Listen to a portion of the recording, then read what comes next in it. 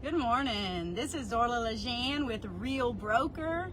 I am a real estate agent in South Louisiana and more precisely, mostly Acadiana.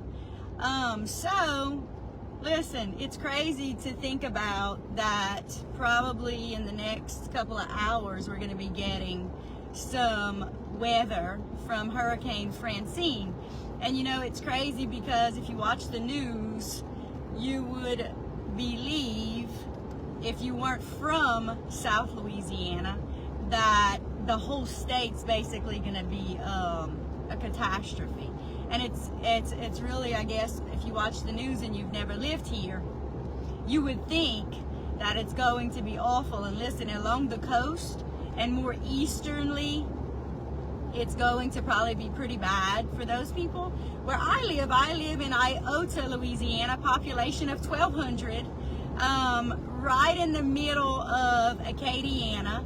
And if you're looking on a map and you're not sure where Iota is, along I-10, I always tell people along Interstate 10, right in the middle of Lafayette and Lake Charles, just about 5 miles north of the interstate, is a little community called Iota, Louisiana, and it's in Acadia Parish. And it is in my view, the greatest community to be born and raised in and still live and work here. And you know, some people think probably that those of us who aren't familiar with Louisiana, why do people stay when you have to prepare for a hurricane all the time? It seems like we just prepared for one and we're preparing for another one. And listen, why do we stay? Because community, because of friends and family, and it's where we work and it's where we live. And for those of us who have grown up in South Louisiana or any coastal state, you know that it's just a way of life, right? It's just what we're used to doing. And I think if you lived anywhere,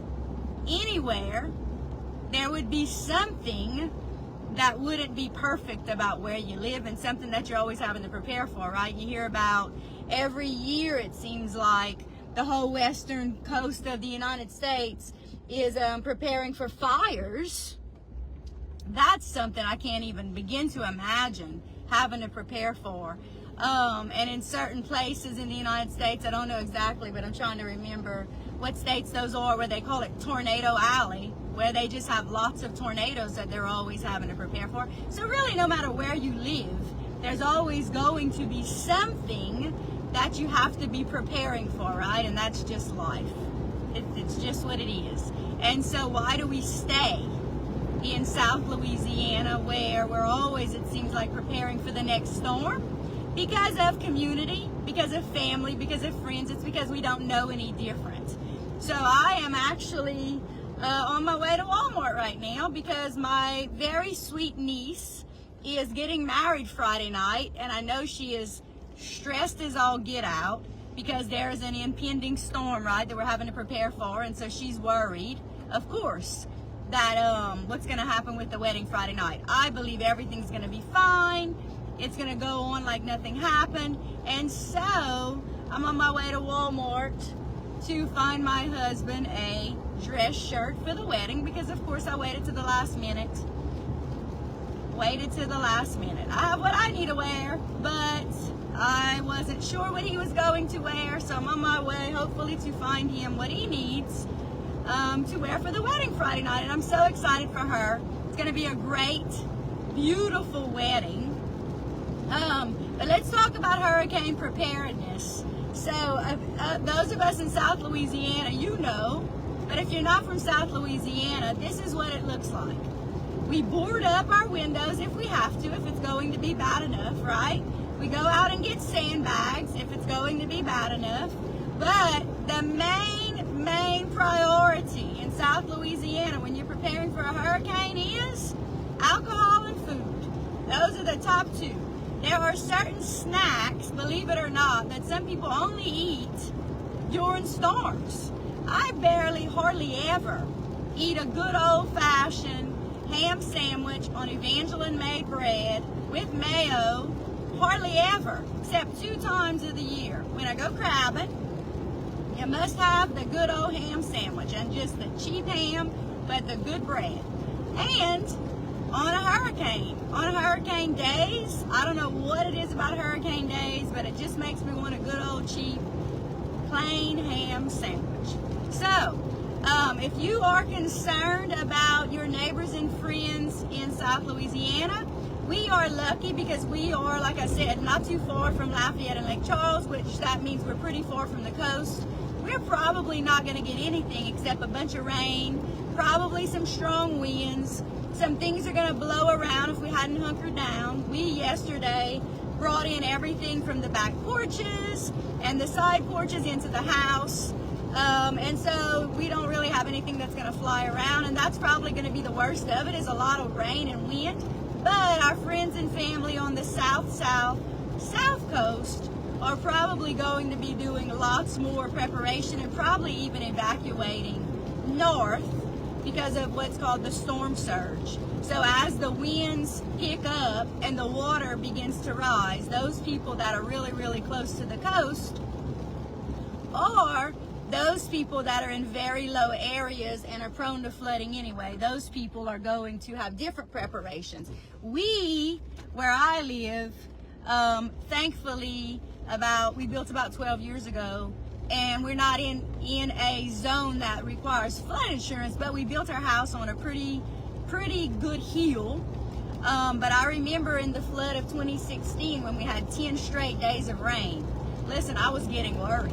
After 10 straight days of rain in 2016, even though our house was on a very high hill and we're nowhere near where flood insurance is required, I was very much getting worried because all of the bayous and the lakes and the streams and the ditches and all the waterways were full to capacity because it had rained so long and there was nowhere to go.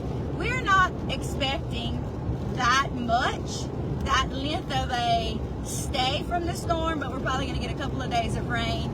So for us, in the northern part of southern Louisiana, really going to be just like probably a thunderstorm with some heavy winds.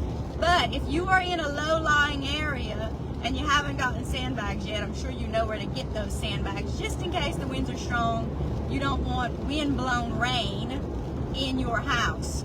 Believe it or not, if you're getting ready to sell your house in the next couple of months or years, one of the questions on the property disclosure that you will have to fill out if you go to sell your house is, has your land ever experienced flooding, and has the home ever experienced water intrusion? So you want to be super prepared, especially if you're going to be selling your house in the next few months or years, so that you can answer no to that question. You don't want to say that your house took in water if there was any way that you could have prevented it. So really be thinking about, if the wind's really strong, should you have sandbags in door entryways where water can blow in or anything like that? You don't want to answer that question to yes. When you're filling out a property disclosure, most of the questions on the property disclosure you want to answer no to. So when they ask you, have you ever had plumbing issues? Have you ever had electrical issues? Have you ever had foundation issues? Roof damage? All those things, you want to be able to say no, because that's a huge positive whenever you go to sell your house. So just be proactive as humanly possible. Y'all, I'm on the road, like I said, right now, to go get a couple of last minute things at Walmart, and the roads are empty.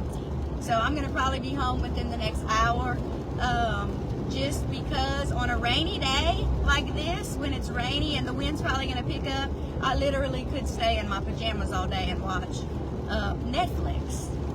Something that I never, ever do. But I'm hoping the electricity doesn't go out, because we do have a portable generator. But every storm that passes, we say we're going to put a whole house generator in that just kicks on automatically, and we have still not done that. So I'm sure you've heard me say again and again and again, we wish that we had, and we just have never gotten around to it. But we will eventually.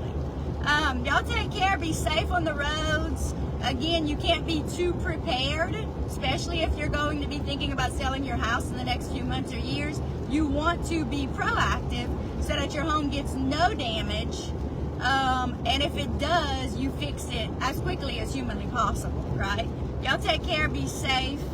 And that's my view right now on Hurricane Franchine. Today is September 11th. Y'all say a prayer for all of our servicemen and women who are out protecting our country right now. On September 11th, 2001, I was a 6th grade teacher at Esterwood Elementary, and I'll never forget when somebody came into my classroom and said, we've just received the I'm not sure exactly how they said it, but they said attack on their twin towers, and I still remember it like it was yesterday. So if you remember where you were that day, say a prayer that we are so blessed and so thankful and so lucky to be free in a country where we are not under attack, right? Y'all have a great day. Take care. Remember, in real estate, there are no stupid questions. Ask all your hard questions. Get all the answers you need. If you're a buyer or a seller, this could potentially be the most important time of your life where you can lose a whole lot of money or you can earn a whole lot of money. You want a real estate agent on your side who knows what they're doing and who closed lots and lots and lots of transactions and has dealt with almost any issue that could ever arise. Y'all take care.